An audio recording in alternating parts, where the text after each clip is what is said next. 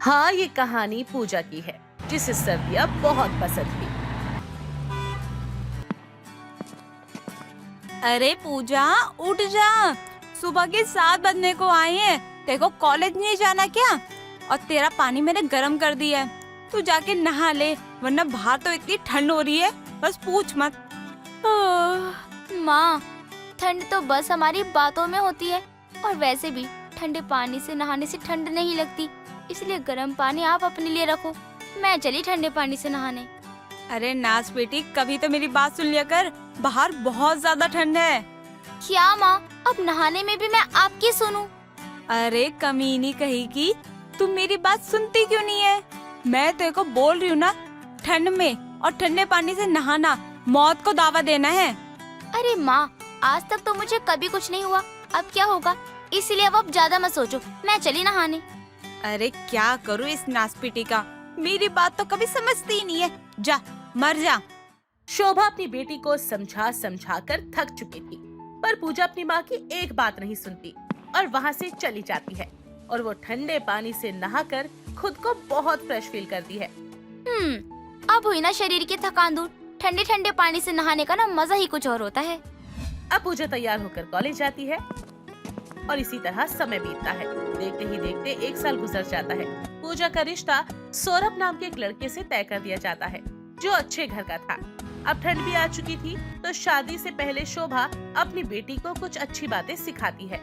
देख बेटा, ये तेरा मायका था, तूने जैसा करना था तू वैसे ही करती रही, और मैंने तेरे को कुछ कहा नहीं। थोड़ा बहुत कहा, लेकिन तेरे भले के लिए। लेकिन अब तेरा ससुराल भी है, अगर वहाँ पर किसी को पता चला कि तू ठंड में ठंडे पानी से नहाती है, तेरे को तो पागल ही समझेंगे बेटा। इसलिए बेटा मेरी बात मान, गर्म पानी से नहा लियो वहाँ पर। माँ, आपकी नजर में ठंडे पानी से नहाने वाले लोग पागल होते होंगे, पर मेरी नजरों में नहीं। और आप इस चीज की चिंता मत करो, मुझे जैसे नहाना है ना, मैं वैसे ही नहाऊंगी। इस लड़की को कितना समझाऊं कि समझती नहीं है। अपने ससुराल वालों से ना गालियां खिलवा के रहेगी ये मुझे। अरे ये तो कुत्ते की पूंछ जैसी है, जितना सीधा करना चाहो उतनी टेढ़ी हो जाती है ये तो। अरे माँ, आपको कभी भी कुछ सुनने को नहीं मिलेगा, इसलिए आप चिंता मत करो। पूजा आखिरी बार भी अपनी माँ की बात नहीं सुनती और इस तरह पूजा की शादी सौरभ से हो जाती है। और शादी के कुछ ही दिनों बाद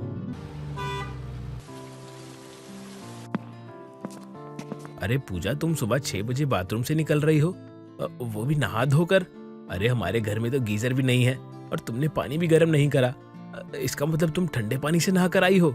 हाँ तो क्या हो गया सौरभ जी, चलिए आपका पानी गर्म कर देती हूँ। आपको तो बाकी लोगों की तरह ठंड में गर्म पानी से नहाने की आदत होगी ना। आप गर्म पानी से नहाइए, जब तक मैं जाकर बाकी के काम कर लेती हूँ।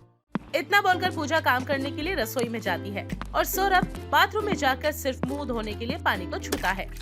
अरे दादा, ये पानी है या बर्फ? इतने ठंडे पानी से इतनी सुबह, वो भी ठंड में, कौन नहाता है?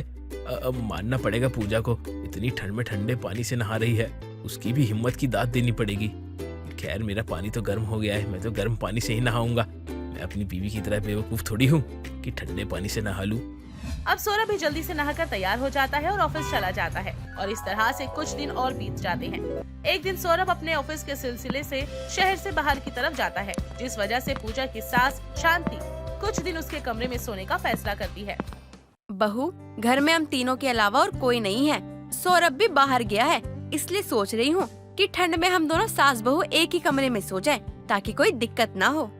नहीं माँ जी, भला मुझे क्या दिक्कत होगी, आज आप सो जाइए, जब तक मैं नहा कर आ जाती हूँ। दरअसल मुझे 2 टाइम नहाने की आदत है। बहू, वो सब तो ठीक है, पर ठंड ज्यादा हो रही है। मैं तो कहती हूँ रात में नहाना ही छोड़ दे। अरे माँ जी, जब तक मैं रात में नहा नहीं लेती हूँ ना, तब तक मुझे नींद नहीं आती। बस शावर ही तो लेना है, मैं अभी आती हूँ। क्या तू इतनी ठंड में, वो भी रात के समय शावर लेगी? बहू, हमारे घर में तो गीजर भी नहीं लगा है और तूने अभी पानी भी गर्म नहीं किया है। तेरा दिमाग तो ठीक है ना? ठंडे पानी से नहाएगी तो बीमार पड़ जाएगी। माँ जी, जब मैं 12 साल की थी ना, तब से मैं इस कड़ाके की ठंड में ठंडे पानी से नहाती आ रही हूँ। आज तक का रिकॉर्ड है, ठंड में एक भी दिन बीमार नहीं पड़ी। और वैसे भी जो गर्म पानी से नहाता है ना, वो बीमार पड़ता है। ठंडे पानी से नहाना हमारे शरीर के लिए अच्छा होता है, आप फिक्र मत कीजिए। अरे बाप रे, इतनी ठंड में तो नहाने के नाम से ही कपकपी छोड़ रही है। और मेरी बहू को देखो कैसे ठंडे पानी से नहाने जा रही है। खैर, जैसी जिसकी मर्जी, मैं सो जाती हूँ। अब शांति को ये बात पता चलती है कि उसकी बहू इतने ठंडे पानी से नहाती है, तो ये सुनकर वो थर-थर कांपने लगती है और चुपचाप सो जाती है। अगली सुबह शांति देखती है कि उसकी बहू कड़ाके की ठंड में पानी से निकल कर आती है, जो ठंडे पानी में नहा कर आई थी। अरे बहू, तुझे इस ठंड में ठंडे पानी से नहाता देख मुझे ठंड लग रही है। तुझे देखो, देखकर तो लग ही नहीं रहा है कि यहाँ ठंड भी है। तू कितने आराम से ठंडे पानी से नहा रही है। माँ जी, इसीलिए तो मैं सौरभ जी से कहती हूँ कि वो भी ठंडे पानी से नहाया करें। उन्हें तो बहुत ठंड लगती है और मैं तो आपको भी यही कहूँगी कि ठंडे ठंडे पानी से नहाया करो। चलिए जाकर नाश्ता बना लेती हूँ मैं। और हाँ, सौरभ जी का फोन आया था रात को, वो कल तक घर आ जाएंगे। इतना बोलकर पूजा रसोई में जाकर ठंडे पानी से काम करने लगती है। अपनी बहू को ठंडे पानी से नहाता देख और काम करता देख शांति तो दंग रह जाती है। और अब इस तरह कुछ और दिन भी बीत जाते हैं और ऐसे ही एक दिन। अरे पूजा, तुम्हें पता है ठंड ने पिछले 25 साल का रिकॉर्ड तोड़ दिया और तुम हो कि अब भी ठंडे पानी से नहा रही हो। बहू, न्यूज में आया है 3-4 दिन ठंड और बढ़ेगी, इसलिए मेरी तुझसे विनती है कि तू कुछ दिनों तक गर्म पानी से नहा ताकि बीमार ना पड़े। अगर इस ठंड में बीमार पड़ गई ना तो लेने के देने पड़ जाएंगे। क्या हो गया आप दोनों को? जस्ट चिल, मुझे कुछ नहीं होगा। मैंने कहा है ना कि मेरी आदत है ठंडे पानी से नहाने की। शांति और सौरभ के बार बार समझाने पर भी पूजा किसी की बात नहीं सुनती और जल्दी ही मौसम बिगड़ जाता है। ज्यादा ठंड होने की वजह से ऑफिस और स्कूल भी बंद कर दिए जाते हैं, जिस वजह से सौरभ भी घर पर बैठकर ही अपने ऑफिस का काम करता है और पूजा किसी की नहीं सुनती और ठंडे पानी से नहाती है। तुम नहीं मानने वाली ना, तुम एक दिन भी गर्म पानी से नहीं नहा सकती ना। मेरी बात कान खोल कर सुन लो, अगर तुम ठंडे पानी से नहाकर बीमार हो गई तो मैं डॉक्टरों के चक्कर नहीं काटने वाला। हाँ, तो आपको बोल ही कौन रहा है कि मुझे डॉक्टर के यहाँ ले चलो? अरे हम डॉक्टर के तो तब जाएंगे ना जब मैं बीमार पड़ूंगी। अब जब मैं आप लोगों से कह रही हूँ कि मेरी आदत है ठंड में ठंडे पानी से नहाने की, तो आप लोग सुन क्यों नहीं रहे हो मेरी? अरे वो तो तुम्हें समय बीतने पर समझ आएगा। समझ जाओ, अभी भी समय है। ठंड के साथ मजे मत लो। अगर ठंड ने तुम्हारे मजे ले लिए ना तो बिस्तर पकड़ लोगी। वो तो समय बताएगा सौरभ जी, इसीलिए अब आप अपना काम कीजिए, मैं चलिए आराम करने। ठीक है, करो अपने मन की। और हाँ, यहाँ से तुम मत जाओ, मैं ही यहाँ से चला जाता हूँ, क्योंकि तुम्हें समझाना मतलब दीवार में सर मारना।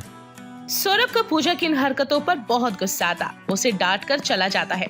पूजा फिर भी किसी की बात नहीं सुनती और रोज की तरह ठंडे पानी में नहाती है, जिस वजह से एक दिन उसकी सच में तबीयत खराब हो जाती है। अरे, मुझे लगता है जुकाम हो गया, सांस लेने में दिक्कत हो रही है। लगता है ठंडे पानी में नहाने से मेरी तबीयत खराब हो गई। बाहर कितनी ठंड हो रही है और आज तो ये कपकपी भी नहीं जा रही मेरे अंदर से। अगर घर में किसी को पता चल गया ना तो सब मुझसे बहुत नाराज हो जाएंगे। एक काम करती हूँ, दवाई खाकर सो जाती हूँ, किसी को कुछ पता नहीं चलेगा। ठंड में ठंडे पानी की वजह से पूजा की तबीयत बहुत खराब हो गई थी और वो किसी को ये बात नहीं बताती। बहू, क्या बात है, तेरी आंखें लाल हो रही हैं, तबीयत तो ठीक है ना तेरी? हाँ माँ जी, मेरी तबीयत तो बिल्कुल ठीक है। अगर तेरी तबीयत ठीक है तो तेरी आंखें क्यों लाल हो रही है? वो दरअसल माँ जी, मेरी आंखों में ना कुछ चला गया था, इसलिए मेरी आंखें लाल हो रही हैं, पर थोड़ी देर में ठीक हो जाएंगी। सौरभ बेटा, जल्दी आ इधर, देख बहू बेहोश हो गई है। बहू आंखें खोल, बहू तुझे हुआ क्या है आखिर? अरे ये किसी की नहीं सुनती माँ, मैंने इसको 10 बार बोला कि तू ठंडे पानी से मत नहा, लेकिन देखो इसके कान पर जूं तक नहीं रहेंगी।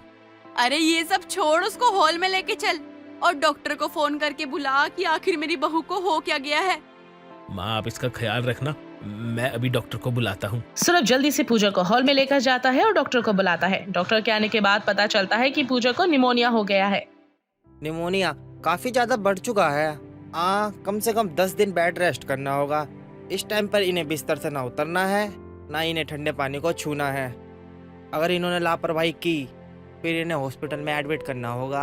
आप लोग इनका अच्छे से ख्याल रखना।